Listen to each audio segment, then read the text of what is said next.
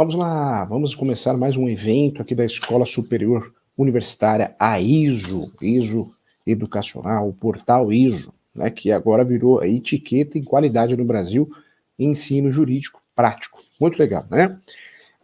Quero iniciar esse evento, a minha participação aqui, convidando a você a conhecer nossos cursos de pós-graduação, todas as pós pelo preço único, e quero convidar você também a fazer os cursos gratuitos com certificado, tá bom? Não vai perder, vai te ajudar, vai fazer a diferença na tua vida profissional, certamente vai abrir portas para você, tá bom? Então estude, invista em você, isso é muito importante.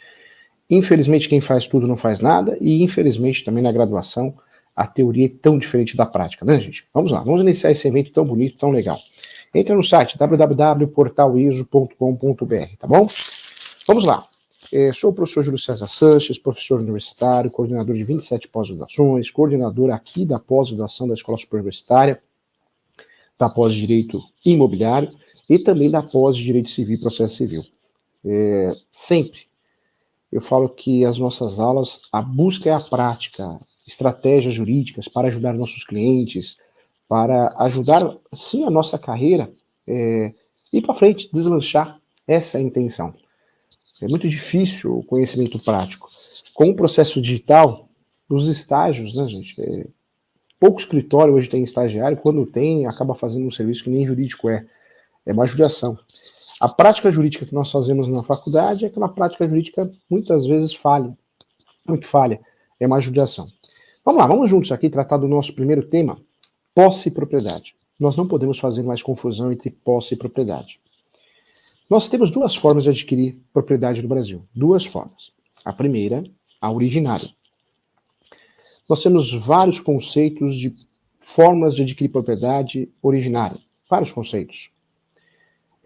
Muitas vezes esses conceitos são bem teóricos, mas na prática nós temos o Instituto do Uso Capião. 3 procedimentos, judicial, extrajudicial e administrativo. E nós temos aí também no uso capião, mais de 36 modalidades, que não aprendemos, não aprendemos, infelizmente, na graduação, e muitos cursos, né, práticos também nós não aprendemos. Para conhecer o assunto uso capião, regularização de imóveis, nós precisamos, sim, compreender e ter conhecimento da existência das 36 espécies e os 3 procedimentos. Quando eu falo de posse, nós estamos falando, gente, de uma situação fática. Existem várias classificações de posse, teóricas, muitas classificações práticas que nos interessam muito, e nós vamos voltar nesse assunto. Então, lembrando que nós temos duas formas de adquirir propriedade. A primeira, a forma originária. A segunda, a forma derivada. Na forma originária, deixo um grande exemplo aqui, o uso capião. Já na forma derivada, nós temos os contratos imobiliários. Esses contratos imobiliários, é importante sim falar, nós temos o contrato imobiliário preliminar, que é um contrato para fechar negócios, transações. Esse contrato é um contrato que substituiu a proposta do aceite, é um contrato que tem um grande objetivo de simplesmente fechar o negócio. Desse contrato vai sair um segundo contrato. Esse segundo contrato pode ser chamado, sim, de contrato instrumento público, contrato definitivo de compra e venda. Tem que sair um segundo contrato. Fato é que o primeiro contrato para fechar um negócio, isso numa transação imobiliária rural, uma transação comercial, uma transação de imóvel residencial, urbana, não interessa o tipo de transação imobiliária. O primeiro contrato que nós vamos usar, sim, é o chamado contrato preliminar. A imobiliária que faz isso, o corretor, a corretora, o advogado que faz isso, tá ligado, né, o advogado, advogada. Por quê? Porque é um contrato para fechar negócio, simplesmente. É um contrato que quem atua no direito imobiliário, atua nas transações imobiliárias, no mundo do direito imobiliário, ele tem lá na sua área de trabalho. Tá pronto esse contrato. Tá prontinho. Se o cliente fecha o negócio, eu uso esse contrato. Lembrando que esse contrato preliminar pode ser chamado de pré-contrato, contrato facultativo, o nome mais utilizado é o preliminar. O segundo contrato que nós temos, nas formas originárias, que é o uso capião, nós já falamos. Agora, nas formas derivadas, que é o assunto objeto da aula nesse momento. O segundo contrato que nós temos, que é a segunda forma derivada de adquirir imóveis no Brasil, é o contrato de compra e venda. O compra e venda, temos que lembrar que é o pagamento à vista. O que diz pagamento à vista? Pagamento à vista é o pagamento feito em até 30 dias após a assinatura do contrato. Pagamento à vista é o pagamento feito após, no máximo, 30 dias após a assinatura do contrato preliminar. Outros contratos nós temos aí no mundo jurídico, contratos propriamente de direito imobiliário.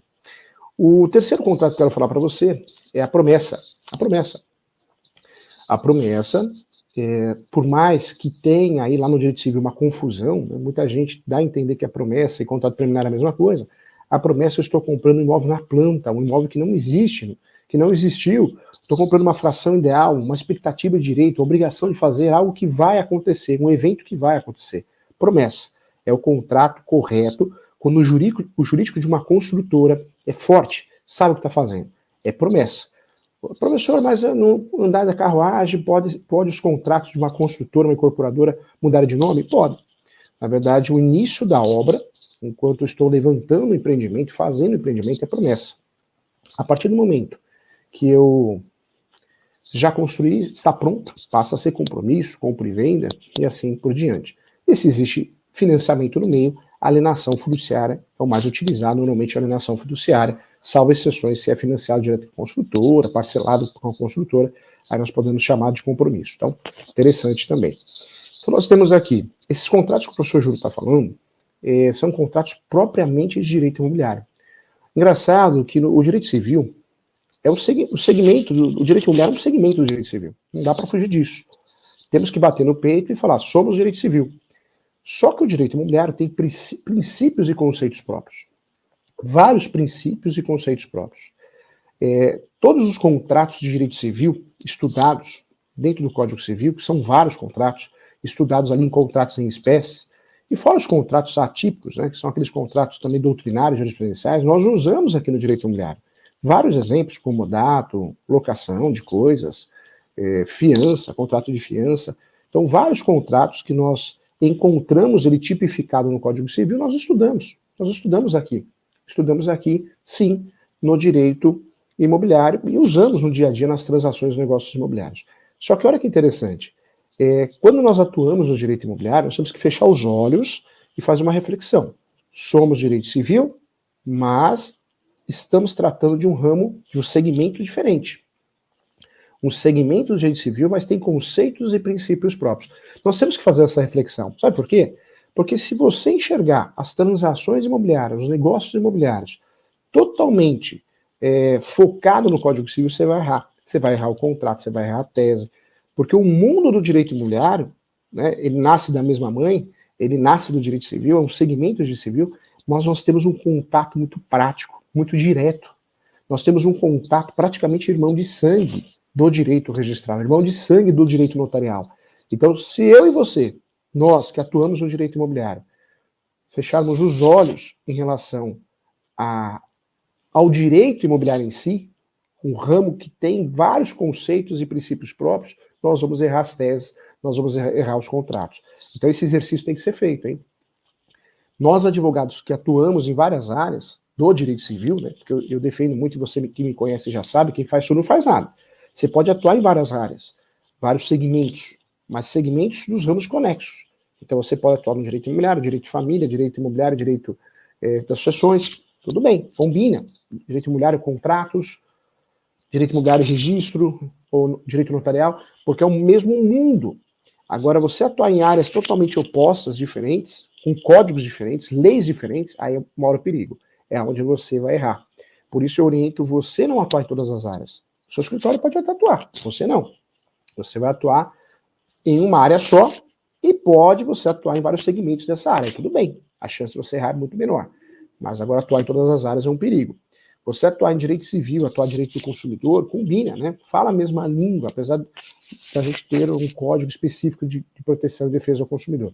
Mas trabalhista e civil, você vai ter dificuldade. Previdenciário e civil, vai ser difícil, vai ser complicado.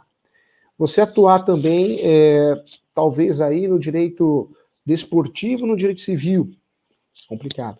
Então, cuidado. Penal e direito civil são ramos opostos. Tem o Código Penal, tem o Código de Processo Penal, tanto direito material como direito processual. Então, cuidado com as suas escolhas, tá? As nossas escolhas vão determinar o nosso futuro e vão determinar o nosso sucesso, a nossa derrota, né? Caiu, levanta de novo. A vida é assim. Enquanto Deus dá saúde para nós vamos enfrentar, batalhar, buscar, mas é importante essa reflexão, tá bom? É muito importante aqui. Vamos lá, então nós temos aqui duas formas de adquirir propriedade, e você precisa saber disso. A primeira forma de adquirir propriedade, uso capião, existem outros meios originários, mas vamos focar no uso capião, 3 procedimentos e 36 espécies, modalidades de uso capião, hein? Tem que saber para ser especialista. Depois, nós temos a forma originária.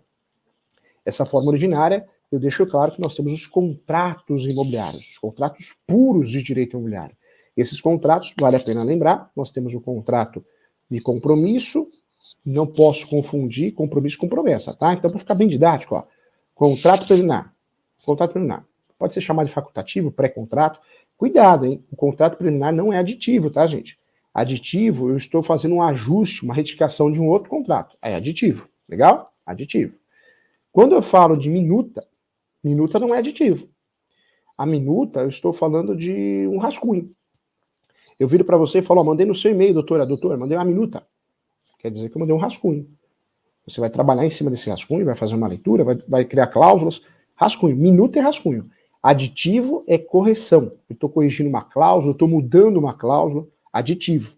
Essa época do ano, né, diante da pandemia que nós tivemos, locação, muita gente fez um desconto de boca, um perigo, né? O que eu preciso fazer? Eu preciso fazer um aditivo, que o proprietário deu um desconto, aí eu faço um aditivo. Então, aditivo é correção do contrato, tá? Guarde isso, que é muito importante, é fundamental para o seu sucesso aí, não pode fazer essa confusão.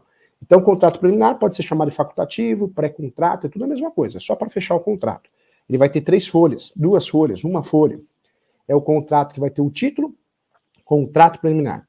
Qualificação das partes, objeto, que é o imóvel, valor do negócio, forma de pagamento, da desistência do negócio, vai ter multa? Perde o sinal, devolve o sinal em dobro. Perde o sinal, o comprador, vendedor devolve em dobro. Código Civil. Não, eu quero pactar outra multa, professor, 10% do valor do negócio. Tudo bem, essa multa não é considerada abusiva, 10% do valor do negócio. Ou ainda, eu posso criar uma cláusula de isenção de multa.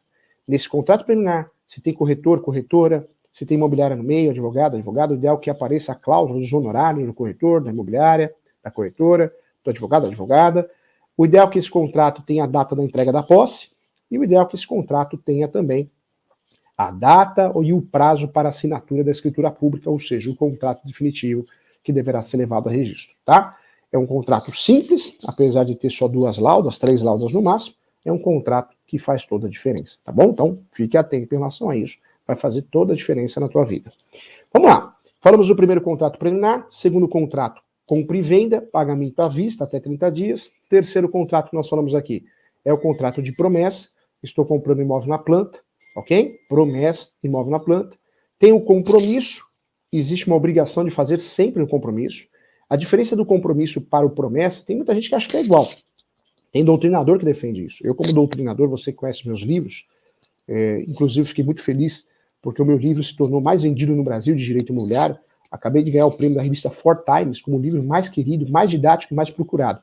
Mas por quê? Porque o meu livro é atual, né, gente? Tem muitos livros que você paga 200, 300 reais, grosso, né? Livros antigos, doutrinadores antigos, que ele não atualiza o livro. Não atualiza. É um livro que é cansativo, pesado, cheio de jurisprudência morta, só para ficar grosso. Aí ele fica caro e não ajuda nada. E se perguntar se você leu o livro inteiro, você não leu, né? Então, cuidado com isso. Quando nós falamos aqui dos contratos imobiliários, o que eu quero falar para você? Outro contrato imobiliário importante é a promessa, imóvel na planta, e o compromisso. Esses 2 contratos se parecem, mas não são iguais. O Código Civil faz uma confusão, hein? O Código Civil, civilista puro, ele vai fazer confusão. Vai fazer confusão. Ele vai achar que o contrato de promessa, compromisso e preliminar é tudo a mesma coisa. E não, cada um tem o seu lugar. Preliminar para fechar negócio. Promessa comprando imóvel na planta, algo que vai existir, um imóvel, um apartamento, um sobrado, ok? E o contrato de compromisso, eu estou comprando, mas existe uma dívida direto com a construtora. Existe uma dívida direto com o vendedor, um imóvel usado, tá? Então, cuidado com isso, importante lembrar, ok? Acabou os contratos? Não. Nós temos contratos típicos, que estão previstos em lei, artigos, e temos os contratos atípicos. Os atípicos não tem lei, não tem artigo, mas existe. Esses contratos podem ser chamados contratos jurisprudenciais e doutrinários. Quais são esses contratos, professor Júlio? Eu falo para você. Esses contratos podem ser chamados de contratos doutrinários jurisprudenciais porque aparecem na doutrina, nos livros, nos meus livros e outros livros, e também aparece, sim, aparece nos julgados. Anota aí, cessão de direitos possessórios, quando eu compro ou vendo a posse, contrato, estou comprando imóvel sem registro, sem escritura pública, é esse contrato, hein? Cessão de direitos possessórios, é esse contrato que eu vou usar, é o contrato correto, hein? Cessão de direitos possessórios. Outro contrato que eu vou usar também, além da cessão de direitos possessórios, é a cessão de direitos hereditários. Professor, posso comprar um imóvel, objeto de herança? Posso comprar imóvel de um herdeiro sem fazer inventário? Pode. Cessão de direitos hereditários. O ideal é que seja feito por escritura pública, lavrado pelo tabelião de notas, artigo 108 do Código Civil, e o ideal também que esse contrato seja com carta de anuência ou assinatura de todos os herdeiros. Eu tenho que ter anuência de todos os herdeiros. Ou compro de todo mundo, eu tenho que ter anuência de todos os herdeiros. Cessão de direitos hereditários, gente, eu não compro do jeito que eu quero, não, hein? Eu preciso ter um certo cuidado. Se eu não compro bem comprado a cessão de hereditários, não vale nada, sabe disso, tá? Quero lembrar que nós temos outros contratos imobiliários, né? O contrato de locação, é um contrato puro de direito imobiliário, mas não é um contrato atípico, é um contrato tipificado, tem lei, a Lei 8.245, de 91, que foi alterada pela Lei 12.112 de 2019. Esse contrato, quando nós falamos dessa lei, ela alterou a lei do inquilinato, mas pouca coisa, mas é um contrato típico de direito imobiliário. A alienação fiduciária, o contrato de alienação fiduciária também é um contrato típico de direito imobiliário, financiamento, eu, banco, compro, né, está no meu nome, eu dou a posse para você, você vai pagando a prestação, a hora que você quitar, eu transfiro para você. Ponto importante também, contrato importante. Antes de fazer qualquer negócio imobiliário, nós temos dois serviços. Presta atenção aqui, que isso aqui ajuda corretor, ajuda advogado, ajuda todo mundo, hein? Nós temos o due diligence e temos aí o compliance imobiliário. Tanto o due diligence como o compliance imobiliário são auditorias, né? São auditorias feitas através de certidões, busca de certidões. O due diligence é feito antes da transação imobiliária. O compliance imobiliário, quando o advogado, a corretora imobiliária é contratada após a transação imobiliária para ver se está tudo certo.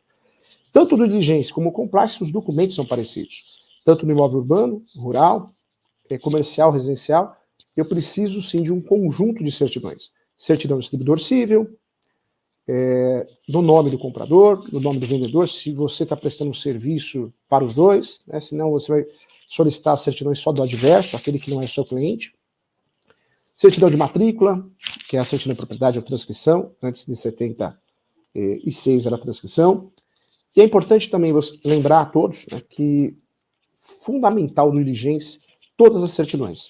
Certidão de propriedade, certidão de distribuidor civil da esfera estadual, da esfera federal, certidão criminal, distribuição criminal da esfera estadual, da esfera federal, certidão de protesto da localidade do imóvel onde reside o vendedor, certidão também trabalhista, são duas, tem pegadinha, execuções trabalhistas e certidão de ações trabalhistas. Então nós temos aí várias certidões. Alguns cuidados importantes, como consulta SPC, Serasa, consulta também para verificar se a área é tombada, se a área de APP, preservação ambiental, verificar se o solo está contaminado, isso é muito importante. Se for condomínio, certidão de negativo de débitos condominiais. E cuidado, para não ter pegadinha, eu preciso ter aí a ata que elegeu o síndico e a última ata para provar que ele não perdeu o cargo, ele ou ela, né? Então, os cuidados que nós temos que ter. O CAR, né, o cadastro do imóvel rural, isso é importante verificar também. Tudo isso é necessário nas transações imobiliárias, tá? Tanto do diligence como compliance imobiliário. Agora sim, nós conhecemos os contratos, agora sim nós conhecemos os termos do diligence, que é auditoria, eu chamo lá no começo, há 10 anos atrás, de atos iniciais, e o compliance imobiliário, isso é serviço, né, para que você possa prestar para o corretor de imóveis, o leigo, o comprador, o vendedor, o locador, o locatário, e o corretor de imóveis pode prestar esse serviço, corretor é corretor. Então, atenção a isso, todo mundo pode, é um serviço administrativo, né? É um serviço administrativo, todo mundo pode prestar. Vamos lá, olha só, quero fazer um convite então, não deixa de entrar no site www.portaleso.com.br. Vários cursos gratuitos, mais de 50 cursos gratuitos com certificado. E conheça as nossas pós, todas as pós, pelo um valor inferior a R$1.000, gente. Né? Você paga isso em cada curso bobo, curso que a pessoa fala, vou ensinar, sou o professor. Não, é um corpo docente que ama o que faz, preparado e tudo atua na prática, né? Não é um corpo docente que tem 2 ações no nome e já quer sair ensinando, não. Todo mundo tem mais de 500 ações no nome, porque é um requisito para dar aula naquele tema, é que você tenha mais de 500 ações naquele segmento. É verdade, porque assim você conhece e pode passar para o aluno, tá bom? A ESO nós buscamos ensinar na prática. Quem faz nossas pós sabe, aprende a fazer, e teoria tão diferente da prática. Seja especialista, tá bom? ESO, tá? Tá uma puxadinha nesse S aí, portal ESO, tá bom? Conto com você. Olá, querido aluno, querido aluna da ESO Cursos. Eu sou o professor Tiago Menegaldo, advogado especialista em Direito Material e Processual do Trabalho e tenho a honra de compor o corpo docente dessa renomada instituição, que sempre nos confia as ementas e nos cobra, é isso mesmo, nos cobra para que nós possamos trazer para a sala de aula a prática da advocacia. Sou profissional de RH, já atuei em RH por mais de 13 anos, também sou diplomado em segurança do trabalho, o que me permite falar com uma certa propriedade questões de normas regulamentadoras, meio ambiente do trabalho, acidente do trabalho. Você não vai se arrepender de estudar com a gente. Vem para cá que o curso é de excelência. Um forte abraço do professor. Até mais.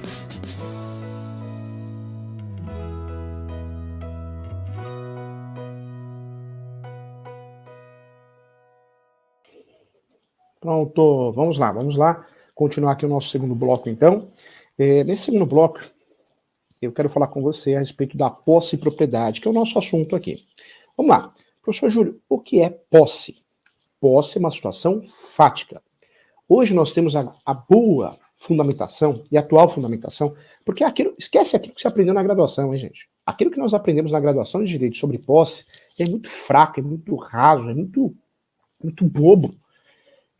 Os conceitos de posse são muito mais importantes do que nós aprendemos daquele jeito, de forma desprezível na faculdade. A posse, atualmente, é regulamentada muito bem, anota aí, talvez você não saiba, isso é importante, vai fazer a diferença na sua carreira, hein? Pelo enunciado 492.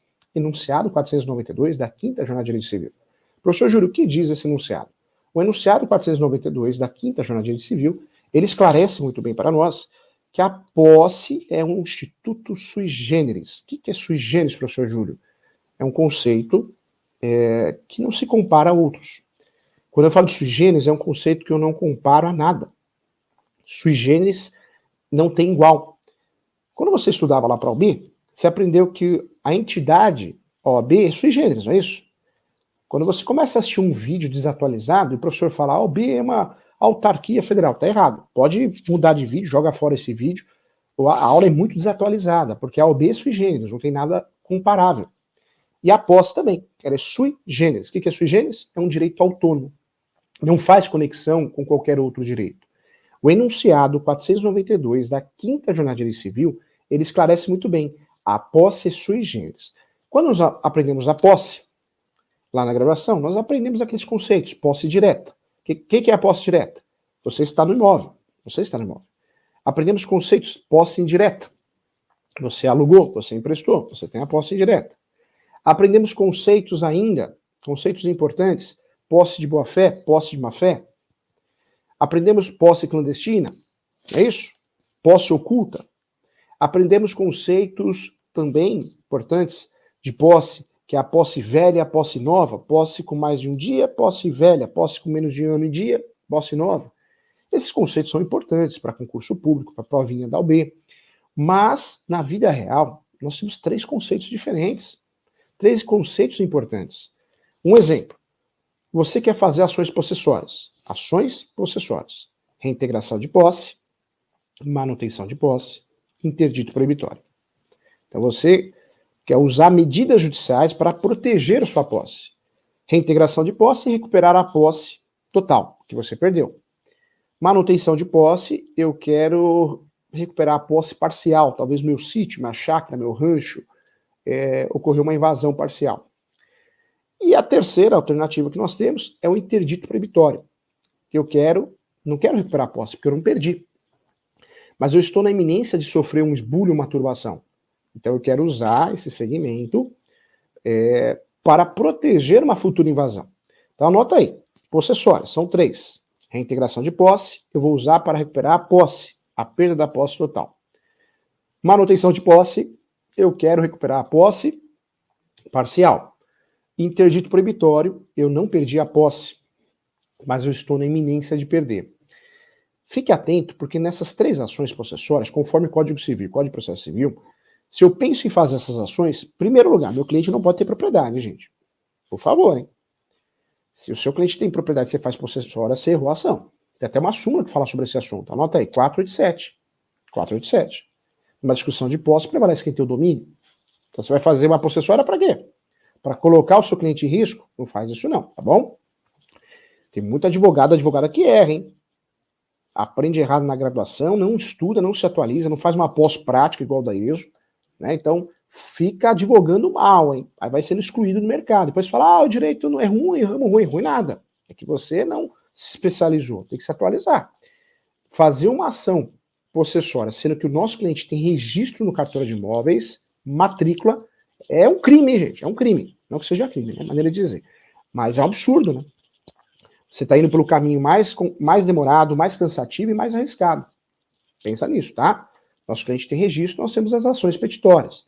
Reivindicatória, outra ação petitória, a lei da reivindicatória, emissão na posse, ação de resgate, entre outras ações, tá bom? Então, importante você lembrar, importante você saber.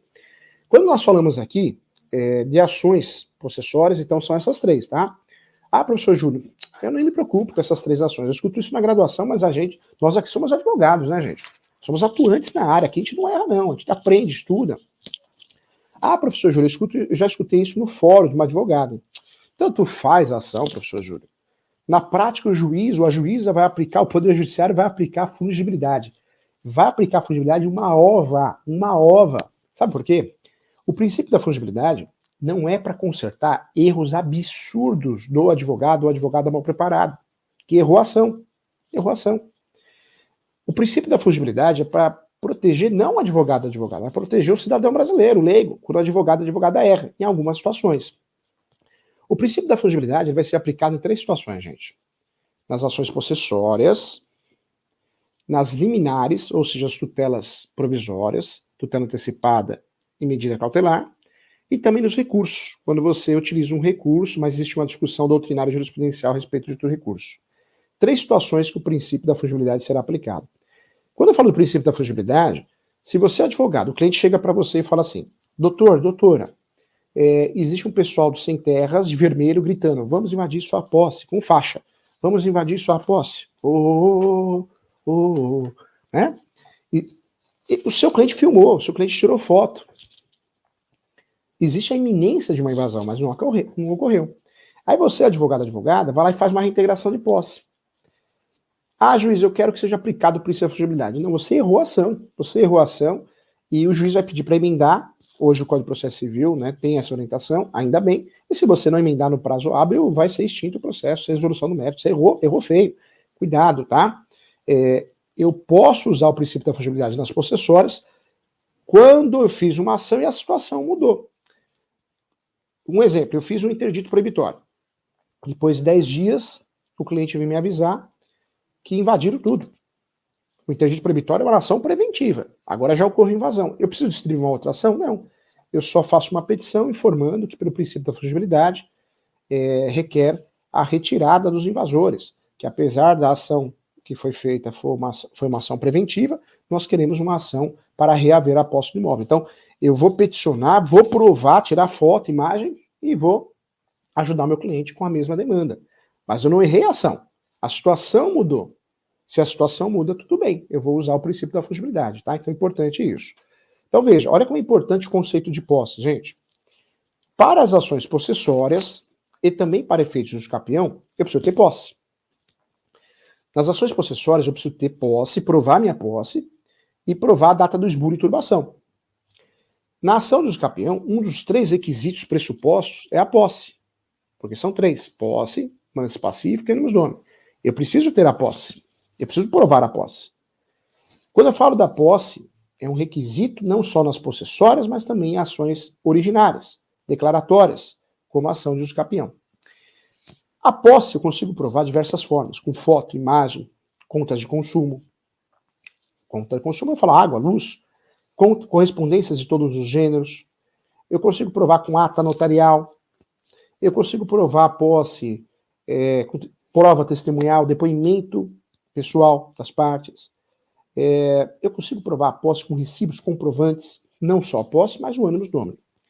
A posse é uma situação fática, enunciado 492, daqui da Jornada de Direito Civil. A posse é uma situação real, ok? Para efeitos de uso capião, para efeitos de ações possessórias, eu posso trabalhar com a posse quando eu tenho a posse. Mas que tipo de posse eu preciso ter? 3 posses. 3 posses. Isso você não aprende na graduação. Você não aprendeu, com certeza não aprendeu. Aquele conceito café com leite, posse velha, posse clandestina, posse nova, posse... Isso já deu, né, gente? Todo mundo tem que saber. É o básico, é o feijão com arroz. Isso aqui é novo, ó. Isso aqui é pós-graduação. Isso aqui é prática. Isso aqui você ganha ou perde o processo. Ó, posse direta, eu posso fazer os capião, posso fazer possessórios. Eu moro no local, eu tenho comércio no local. Posse indireta, eu posso fazer os capião também, sim, claro que eu posso. Eu posso fazer ações possessórias também. Eu alugo, eu empresto. Mas essa aqui, você vai achar só no Supremo, em alguns julgamentos, e nos meus livros você acha, no Direito Imobiliário de AZ. Quem tem sabe que eu estou falando da qualidade daquele livro. E esse livro está aparecendo atrás do professor aqui, ó, Prática na Advocacia Civil. Também eu entro na esfera, muito legal esse livro. A posse alternada, gente, é tomar conta. Tomar conta. O que é tomar conta?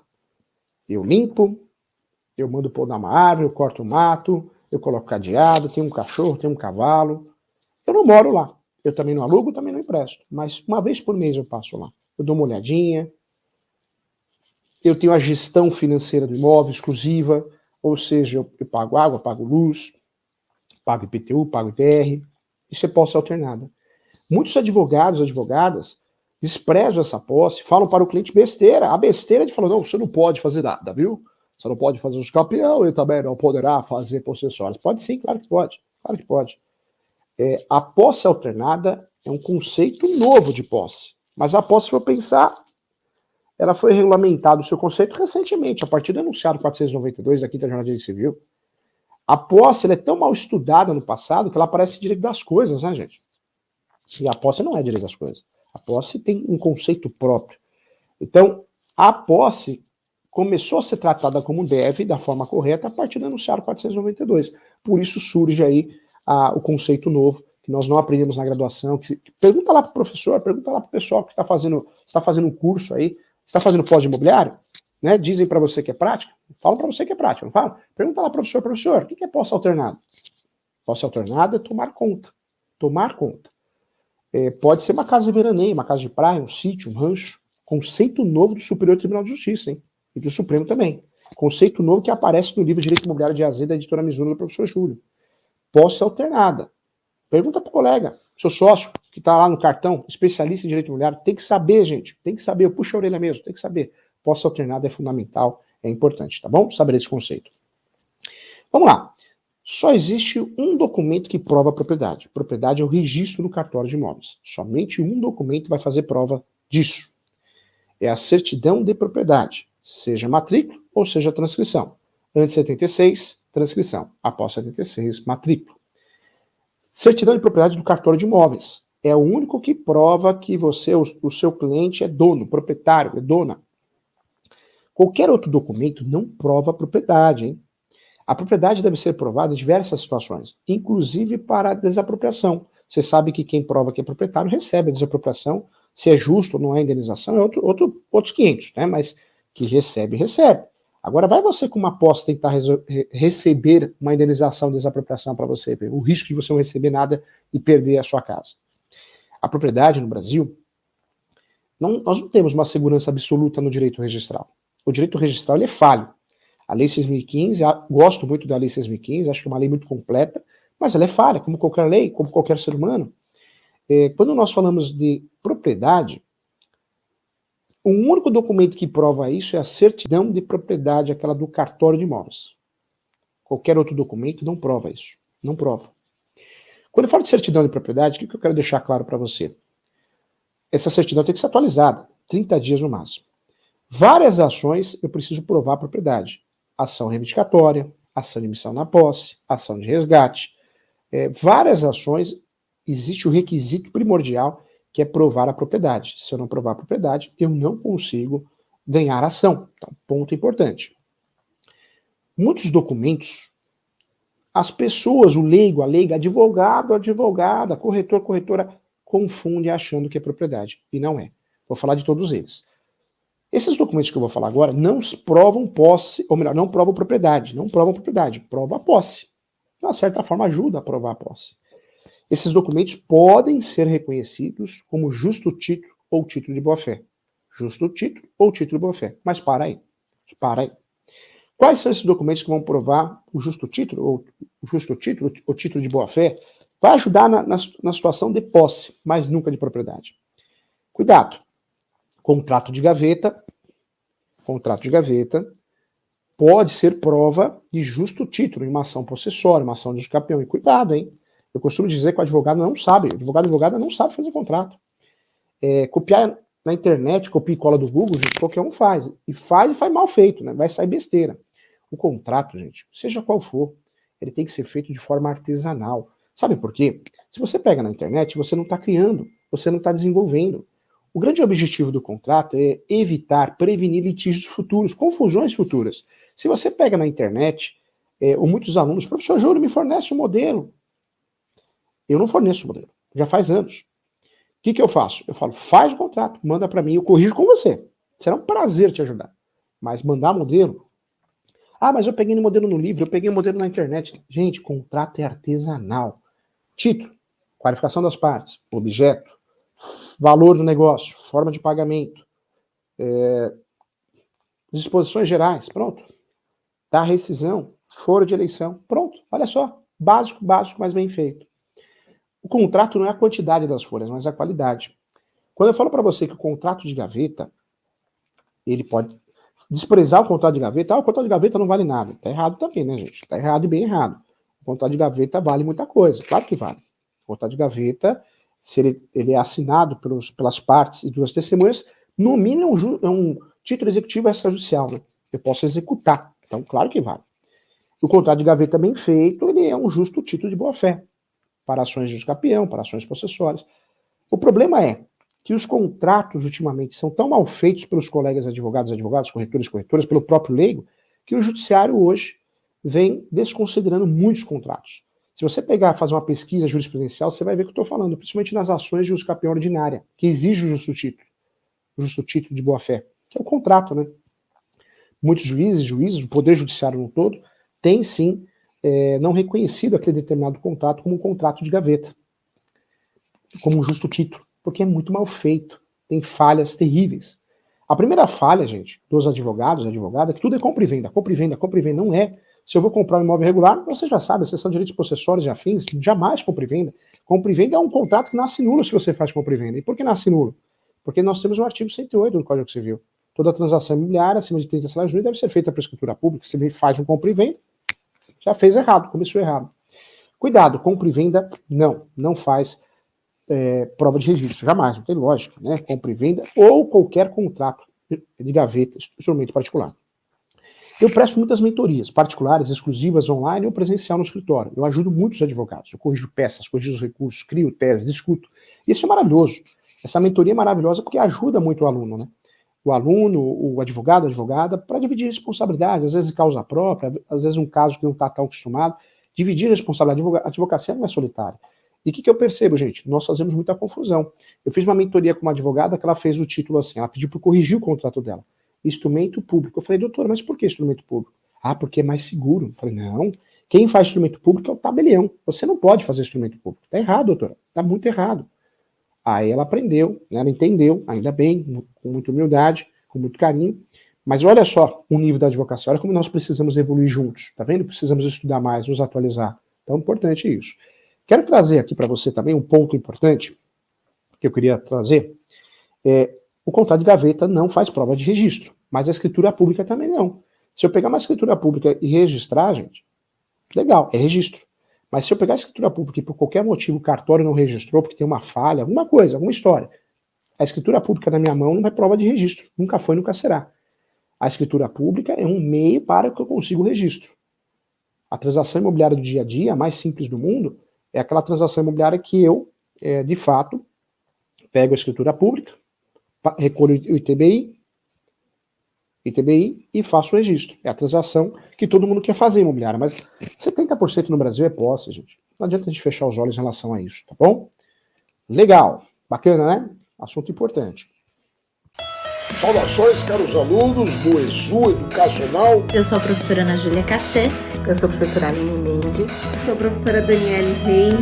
Professor Roberto. E vim aqui para dizer que com muita honra acompanho o grupo de professores de Direito Previdenciário da ESO. Participo com muito prazer, com muita alegria do corpo docente aqui da ESO Educacional. Eu sou professora da pós-graduação de Direito Civil, Processo Civil e outras pós-graduações da ESO Educacional.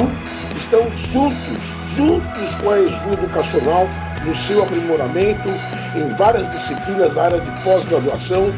E eu te convido a vir participar das pós-graduações, a vir conhecer a ESO, que é um excelente instituto educacional para o seu crescimento acadêmico, profissional. E eu tenho certeza que vocês vão adorar. Fica aí o convite para que vocês possam ser nossos alunos.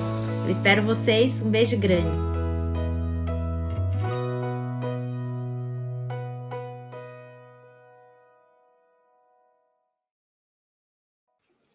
Vamos lá, dando continuidade aqui. Então, registro é uma coisa só. Registro é o seu nome, meu nome, o nome do nosso cliente no cartório de imóveis, tá? Certidão de propriedade.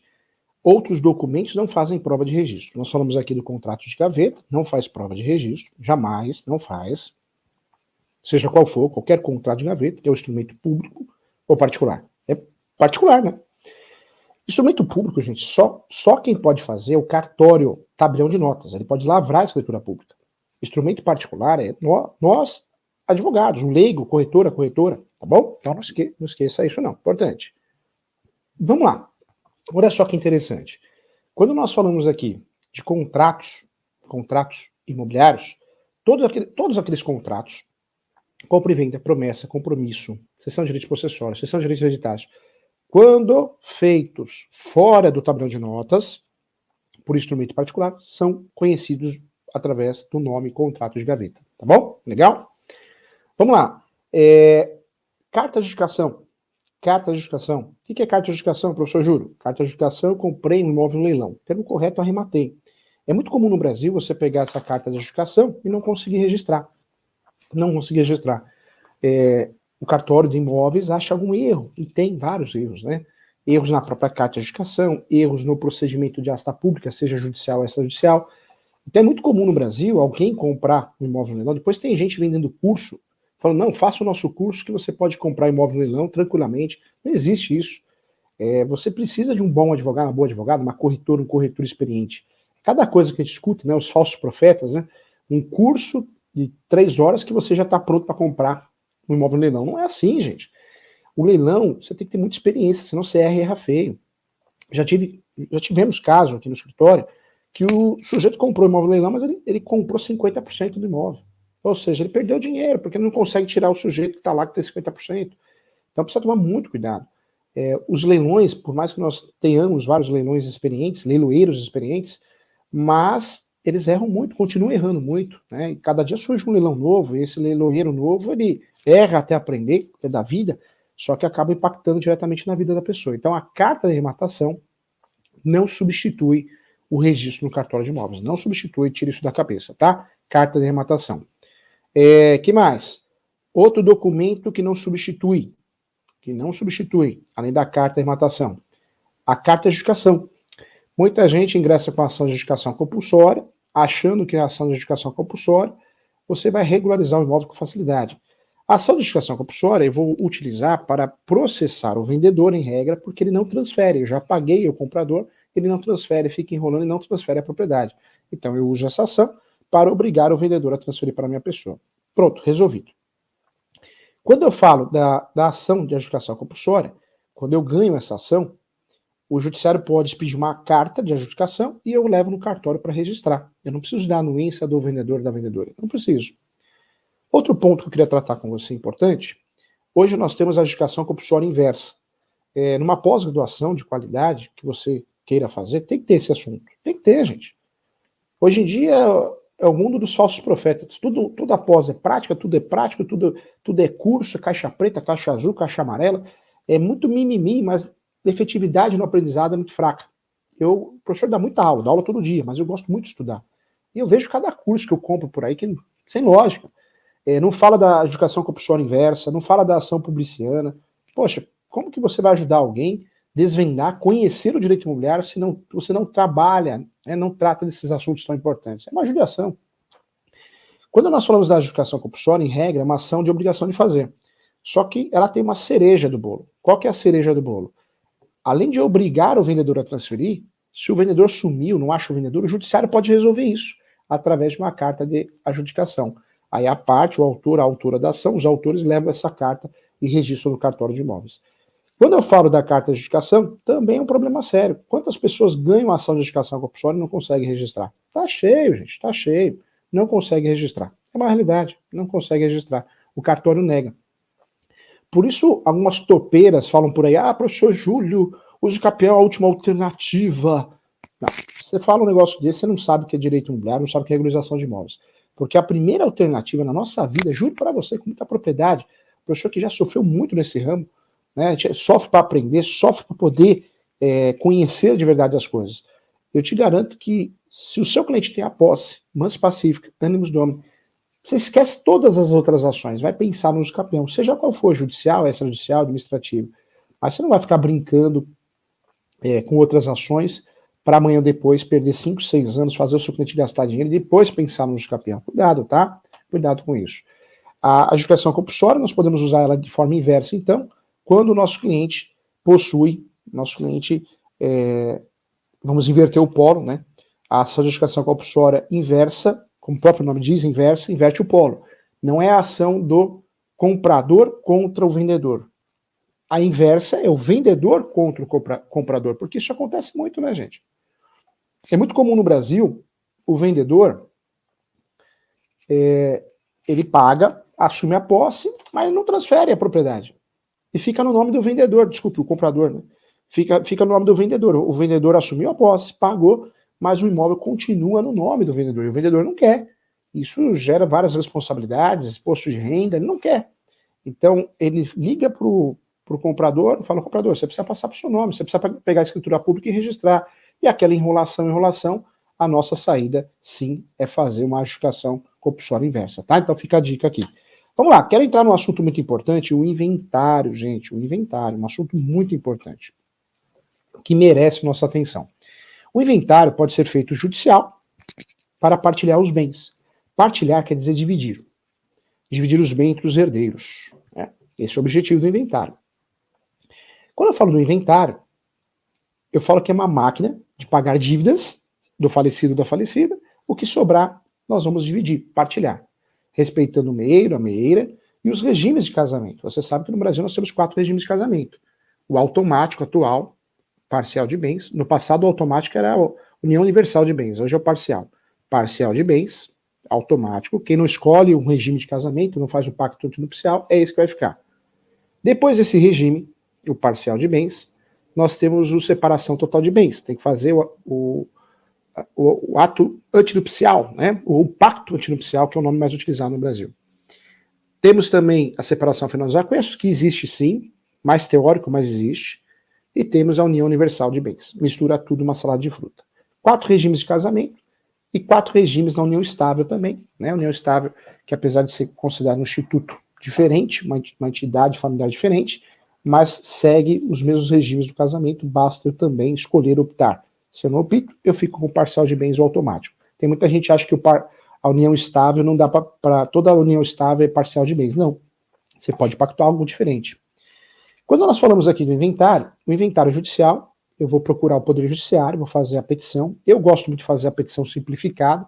Eu já apresento as primeiras declarações, os bens, o falecido, as dívidas. Eu já faço na mesma peça. Tem gente que fica fazendo gato pingado. Eu acho que isso demora muito, atrasa muito. Já peço aí que seja reconhecido o inventariante, uma peça mais simplificada e dá muito certo. O Judiciário gosta disso também, tem orientado a fazer isso. Quando nós falamos aqui de inventário, judicial é um caminho. E tem o extrajudicial. O extrajudicial, gente, não pode ter litígio, não pode ter testamento, incapazes, ou seja, menores, deficientes do gênero mental. Né?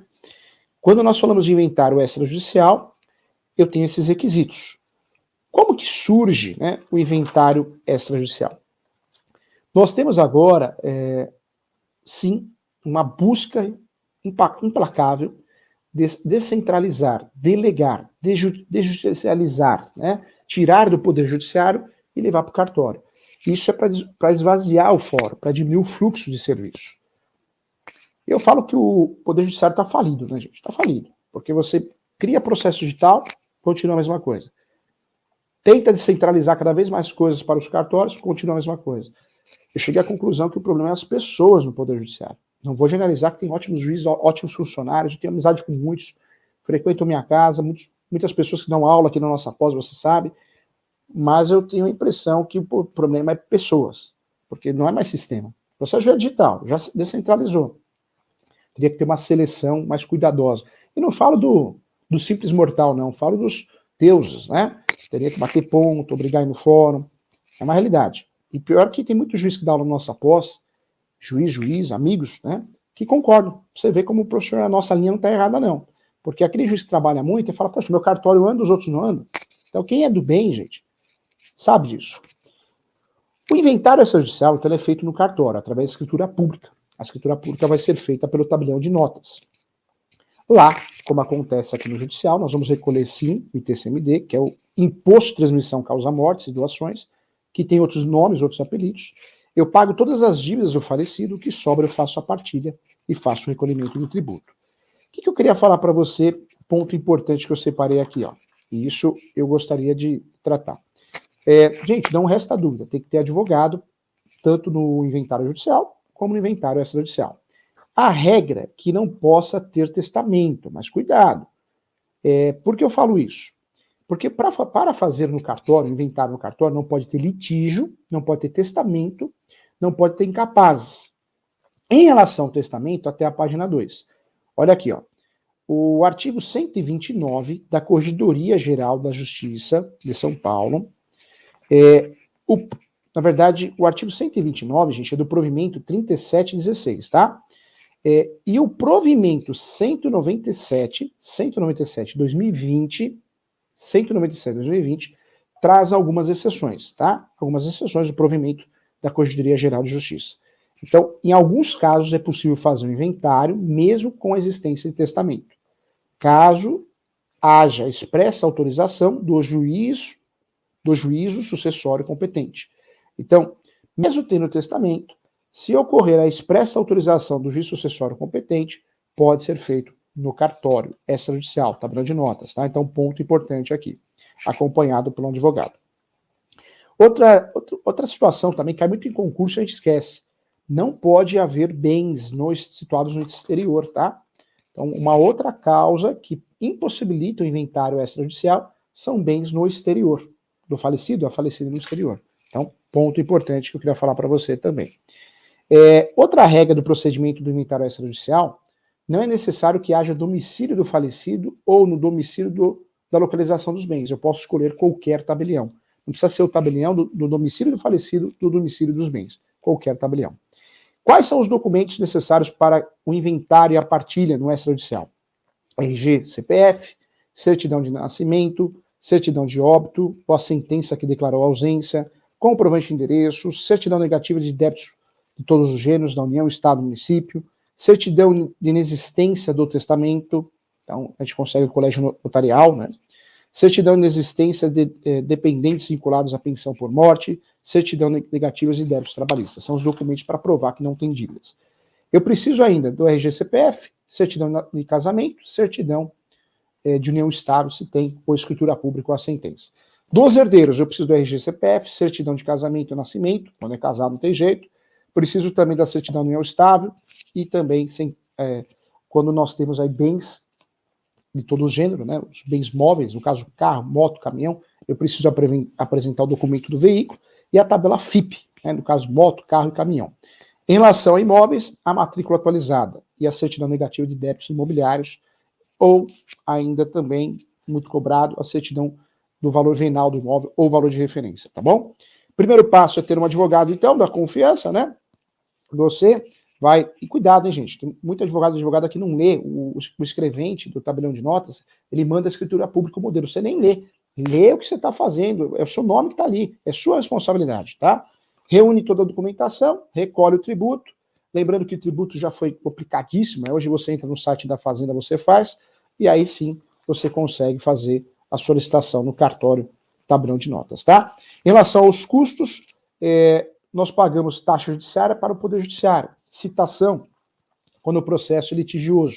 Aqui no cartório não pode ter litígio. No cartório eu vou recolher, sim, vou pagar os emolumentos e o registro, mas o registro eu pagaria com o inventário judicial também, né, gente? Então, importante. A pesquisa do CNJ revelou que os inventários extrajudiciais, em média, estão sendo feitos e finalizados em até 30 dias. É verdade, né, gente? Fazer inventário no cartório extrajudicial é maravilhoso. Diferente do uso capião, que não pegou, não rolou, nem sempre a gente dá para usar. Mas fazer inventário extrajudicial é maravilhoso, é muito rápido. É muito rápido. Qual o prazo para fazer inventário? Interessante que o Código fala em 30, o Código Civil, mas o Código de Processo Civil fala em 60. Então é 60 dias que prevalece, tá? 60 dias, 2 meses, ok? Então já está pacificado isso. Dica de ouro, sempre eu trago uma dica aqui. Professor Júlio, o falecido ou a falecida deixou dinheiro, conta corrente, conta poupança, faz uma escritura pública de inventariante. Com essa escritura pública inventariante, vai até a instituição financeira, levanta qual que é o valor que o falecido deixou, a falecida, depois você faz a escritura pública de inventário. É uma dica de ouro quando você quer resolver no cartório, né, no tabelião de notas, tá? Então, ponto importante. Legal, gente, chegamos ao final da nossa aula aqui, encontro maravilhoso, eu espero você no próximo encontro. Um beijo e até a próxima. Olá pessoal, tudo bem? Sou o professor Júlio César Sanches, advogado, professor, coordenador, escritor e com muito carinho estou aqui para convidar você. Professor Júlio, eu quero fazer a melhor pós-graduação online, EAD, prática, focada na prática. Eu quero aprender a advogar, eu quero aprender a fazer passo a passo. Existe essa oportunidade? Existe sim. Venha aprender a advogar em um ramo novo. Você que já atua em um ramo, você quer criar um braço novo no seu escritório, venha conhecer as nossas pós-graduações. A metodologia é única, é a única pós no Brasil que você tem plantão de dúvida, material de apoio, modelo de peça. Não é aquela pós online fria, não, pelo contrário, uma pós diferente que vai fazer a diferença na sua vida. Você quer ter sucesso profissional, você quer ajudar de verdade o seu cliente, venha conhecer as nossas pós-graduação. ISO significa Escola Superior Universitária. Essa é a nossa faculdade que vai ajudar você. Um abraço.